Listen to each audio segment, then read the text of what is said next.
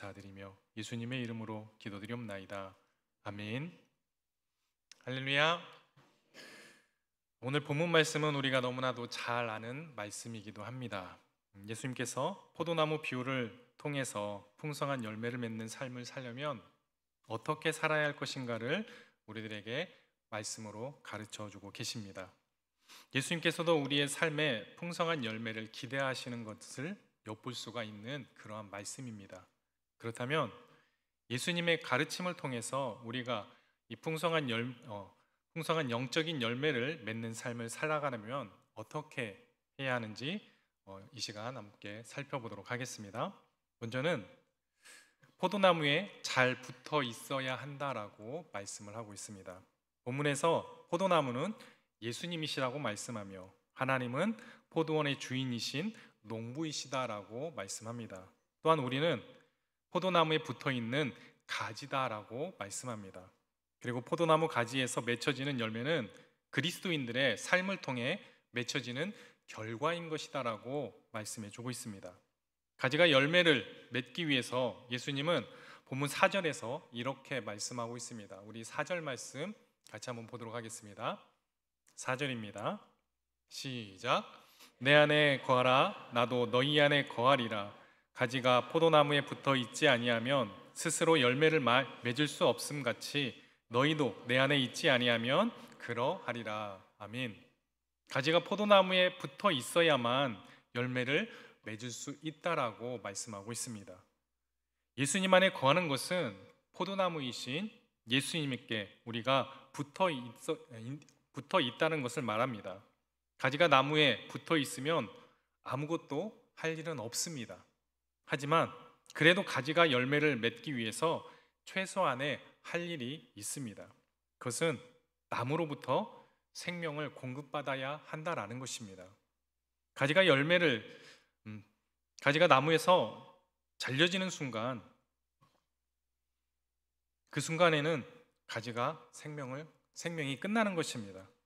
그러므로 가지가 열매를 맺기 이전에 살아있기 위해서라도 나무에 붙어서 나무로부터 생명을 공급받아야 한다라는 것입니다.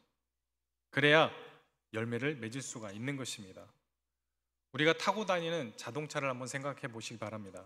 자동차의 엔진이 아무리 좋다 할지라도 기름이 공급되지 않는다면 그 차는 움직일 수가 없습니다. 마찬가지로 우리의 신앙인의 삶도 예수님의 능력이 임하지 않는다면 지속될 수가 없다는 것입니다. 우리 스스로의 능력으로는 부족하기 때문입니다. 그러므로 우리가 영적인 열매를 맺기 위해서는 먼저 예수 그리스도에게 잘 붙어 있어야 하겠습니다. 그리고 예수님께서 공급해 주시는 생명을 공급받아야 할 것입니다. 우리들이 그리스도에게 붙어 있을 때 예수님은 예수님으로부터 새로운 생명을 공급받을 수가 있는 것입니다. 예수님의 영은 살리는 영이십니다. 이 생명이 우리를 사망에서 건지십니다. 이 생명이 우리를 살리심을 믿으시기 바랍니다. 죽어가는 영혼, 또 시들어가는 영혼이 살아나기 위해서는 예수님에게 잘 붙어 있어서 그분께서 공급하여 주시는 그 생명을 공급받아야 하는 것입니다. 일단 살아 있어야만 열매를 맺든지 아니면 꽃을 맺든지 할 것이 아니겠습니까? 예수님은 우리에게 영원한 생명을 주시는 구원자이십니다. 그래서 요한복음 6장 48절 말씀에 예수님이 이렇게 말씀합니다. 내가 곧 생명의 떡이니라 라고. 또한 51절 말씀에 이렇게 말씀합니다. 우리 51절 말씀 같이 한번 읽어보도록 하겠습니다. 시작.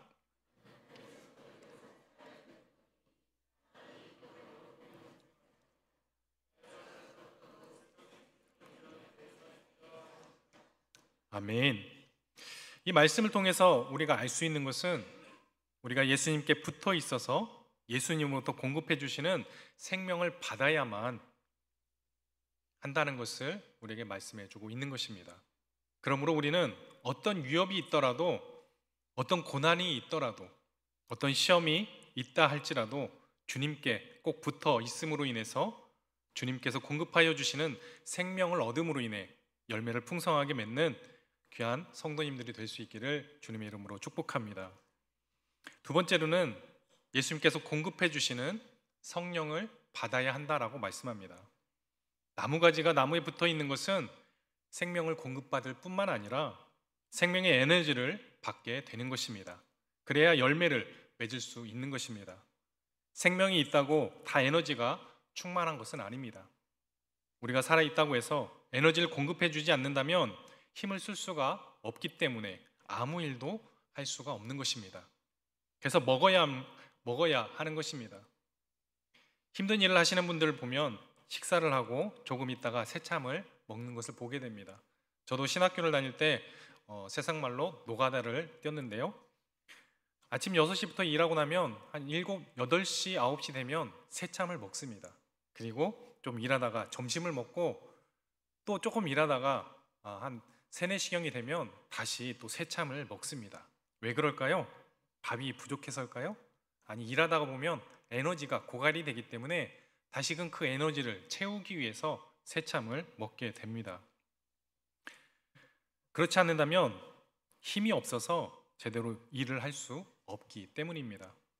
생명이 없어서 일하지 못하는 것이 아닙니다. 힘이 없어서 일을 하지 못하게 되기 때문입니다. 우리가 열매를 풍성하게 맺으려면 예수님으로부터 공급되는 능력을 힘입어야 하는 것입니다. 그런데 그것이 바로 성령님이라는 것입니다. 성령님을 공급받을 때 아무 능력이 없는 성도들이 능력을 받아서 놀라운 일을 할 수 있게 되는 것입니다. 예수님의 제자들을 보면 우리는 알 수 있습니다. 제자들이 성령을 받기 전에는 무능력한 사람들이었습니다. 무기력하기도 했습니다.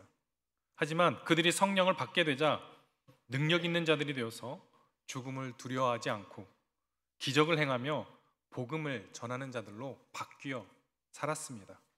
그러므로 우리가 능력 있는 예수님의 제자가 되기 위해서는 예수님께서 공급하여 주시는 성령의 충만함을 받아야 하는 것입니다. 그래야 성령의 은사를 힘입어서 성령의 열매를 풍성히 맺게 되는 것입니다. 이처럼 가지가 나무에 붙어 있음으로 인해 생명을 얻을 수 있고 생명의 에너지를 받아서 열매를 맺는 것처럼 우리도 예수님께 붙어 있음으로 인해서, 다시 말해서 예수님 안에 거함으로 열매를 맺는 성도님들이 될 수 있기를 주님의 이름으로 축복합니다.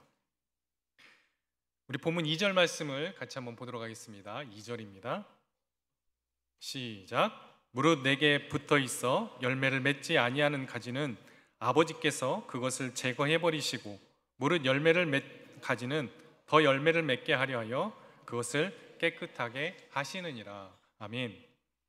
열매를 더 맺게 하기 위해서 열매 맺지 않는 가지를 잘라서 깨끗하게 하신다라고 말씀합니다. 포도나무에 필요 없는 가지는 쳐줘야 합니다. 그래야 그곳으로 갈 양분을 차단해서 다른 열매를 크고 풍성하게 할 수 있기 때문입니다. 열매를 풍성하게 하는 것에 장애가 되는 것은 잘라줘야 열매가 크고 풍성해질 수 있는 것입니다. 이제는 우리가 예수님을 영접하고 예수님으로부터 생명과 능력을 공급받아서 열매를 풍성하게 맺기에 부족함이 없는 그런 상태가 되었습니다. 그럼에도 불구하고 잎사귀만 풍성하고 열매 없는 무화과나무처럼 신앙의 모습은 있지만 아무 열매도 맺지 못하고 있다면 분명 무엇인가 잘못된 것입니다. 거기에는 여러 가지 원인이 있겠지만 그 원인 중에 하나가 깨끗하게 하지 못한 것이 있기 때문이라는 것입니다. 잘라내야 할 것을 잘라내지 못했기 때문이라는 것이죠. 사랑하는 성도 여러분, 나에게 있어서 가지치기해서 잘라버려야 할 것은 무엇입니까? 욕심입니까? 정욕입니까? 무욕과 권세욕입니까? 세상적인 쾌락과 즐겨하는 취미 생활입니까? 여러분, 잘라버려야 할 것이 있다면 깨끗하게 잘라낼 수 있기를 주님의 이름으로 축복합니다. 예수님께서도 과실을 맺게 하려 하여 깨끗하게 하시느니라 라고 말씀하고 있습니다. 그것이 나로 하여금 믿음이 자라지 못하게 하고 그것이 더 깊은 하나님의 은혜의 바다로 나가지 못하도록 나의 발목을 잡고 있는 것이기 때문입니다. 많은 분들이 취미생활에 발목이 잡혀서 신앙이 자라지 못하고 열매를 맺지 못하는 경우를 많이 보게 됩니다. 그 취미를 끊지 못하면 예수님께서 기대하시는 열매를 맺지 못하는 것입니다. 아니, 그럼 취미생활을 하지 말라는 것입니까? 라고 질문을 하는 분들도 계실 겁니다. 아닙니다. 취미생활 얼마든지 할 수 있습니다. 아니, 하십시오. 그러나 주일날 우선이 되어야 할 것이 무엇인가 생각하고 하시기 바랍니다. 물론 여러 가지 이유가 있을 것입니다. 평일에는 직장 생활을 해야 하기 때문에 시간이 없어서, 또 피곤해서 하지 못하기 때문에 주일밖에 시간이 없어서라고 말하는 분이 계실 겁니다. 저는 그분들의 말을 충분히 이해할 수 있습니다. 그런데 제가 이해하는 것은 아무 소용이 없다라는 것입니다. 우리 하나님께서 이해해 주셔야 하지 않겠습니까? 주일은 취미생활을 하라고 주님께서 주신 날이 아니라는 것입니다. 주일은 주님의 날이기 때문에 주님께 예배드리고 주신 날임 예배드리라고 하나님께서 허락하신 날입니다. 그러니 하나님께서 이해해 주셔야 하는 것입니다. 우리가 끊을 것은 끊고 잘라낼 것은 잘라내고 제거해야 할 것은 제거할 수 있어야 합니다. 깨끗해야 풍성한 열매를 맺고 그 열매로 하나님 아버지께 영광을 돌릴 수 있기 때문입니다. 사랑하는 성도 여러분, 포도나무 가지가 포도나무에 붙어서 생명도 공급받고 또 생명의 에너지도 공급받아서 열매를 맺기에 아주 충분한 조건을 갖추었습니다. 게다가 쓸모없는 가지를 쳐줌으로 인해서 열매를 맺어도 풍성하게 맺을 수 있는 환경도 마련이 되었습니다. 하지만 부족한 것이 있습니다. 모든 조건이 다 완비되었다고 할지라도 식물은 태양빛과 때를 따라 이른 비와 늦은 비 또한 신선한 공기와 바람이 불어줘야만이 자랄 수가 있는 것입니다. 우리 주차장 끝에 있는 옥수수 밭을 볼 수 있습니다. 그곳을 보게 되면 정말 부지런해야 농사도 지을 수 있다는 것을 다시 한번 깨닫게 됩니다. 하지만 농작물을 잘 자라가기 위해서 심고 물을 준 것 외에 우리가 할 수 있는 것은 아무것도 없다는 것입니다. 하지만 하나님께서 은혜를 주심으로 잘 자랄 수 있도록 도와주시는 것입니다.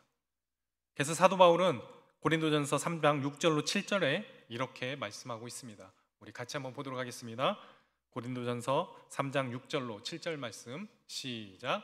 나는 심었고 아볼로는 물을 주었으되 오직 하나님께서 자라게 하셨나니 그런즉 심는 이나 물 주는 이는 아무것도 아니로되 오직 자라게 하시는 이는 하나님 뿐이시니라. 아멘. 자라게 하시는 이가 하나님이시다라고 말씀하고 있습니다. 사람이 아무리 노력해도 하나님께서 허락하지 않으시면 자랄 수가 없는 것입니다.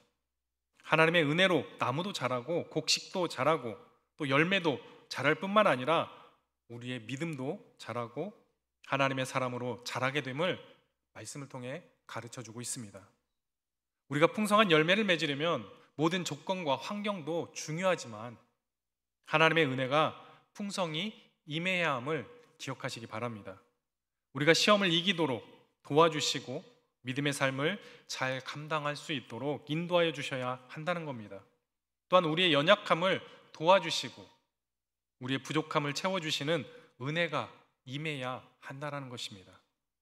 농부들은 나무를 통해서 풍성한 열매를 기대하면서 약도 치고 잡초도 제거해주고 정성껏 돌보아 줍니다.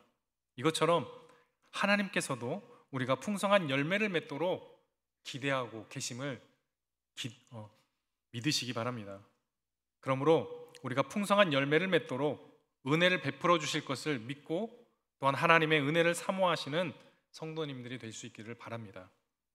사랑하는 성도 여러분, 예수님께서 내 안에 거하라 나도 너희 안에 거하라 라고 말씀하고 계십니다.